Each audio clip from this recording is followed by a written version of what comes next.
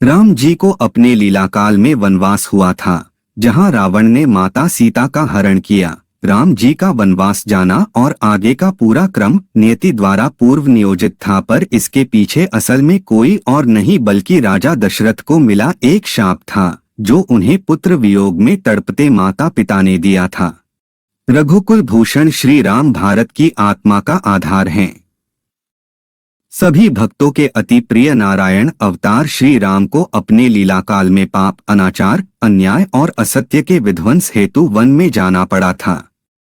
One गमन का यह क्षण जहां एक तरफ माता कैकेयी के हठ के कारण आया था, वहीं रामायण के अनुसार इस क्रम से जुड़ी एक और कथा भी है।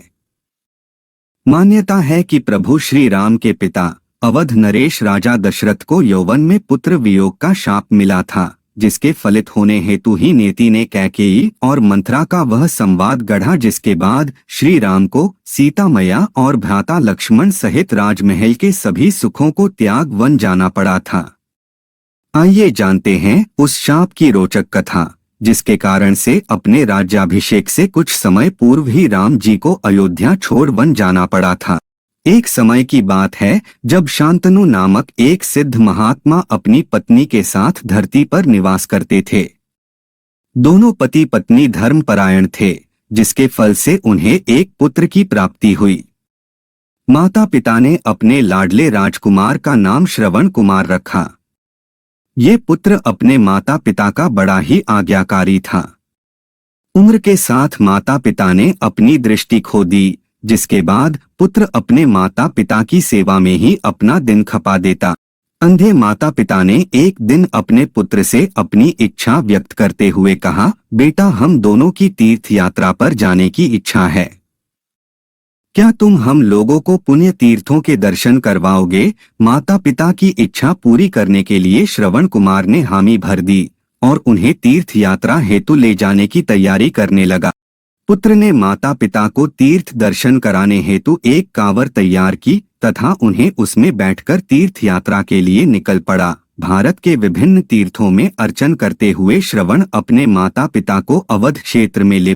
श्रवण के माता पिता को अवध क्षेत्र में प्यास लगी तो श्रवण ने उन्हें एक पेड़ की छांव के नीचे बैठाया और स्वयं सरयू नदी में पानी लेने चला गया। संयोगवश राजा दशरथ शिकार खेलने वन में आए हुए थे।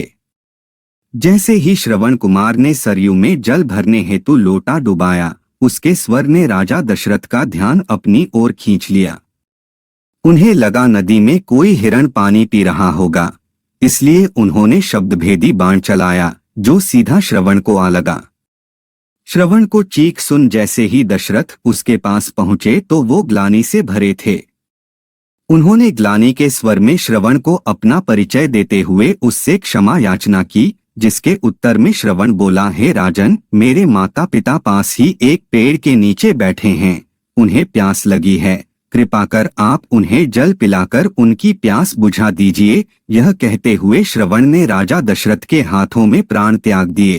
राजा दशरथ श्रवण कुमार की हत्या से काफी दुखी थे, परंतु हिम्मत कर वो श्रवण की अंतिम इच्छा को पूर्ण करते हुए जल लेकर उनके माता पिता के पास गए। माता पिता राजा दशरथ के स्वर से ही पहचान गए कि वो उनका पुत्र नहीं था।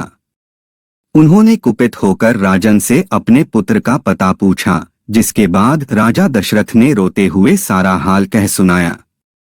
अपने पुत्र की मृत्यु की खबर सुनकर उन्होंने राजा दशरथ को शाप दिया, जिस तरह हमें पुत्र वियोग हुआ है, यही परिस्थिति तेरे संग भी बनेगी।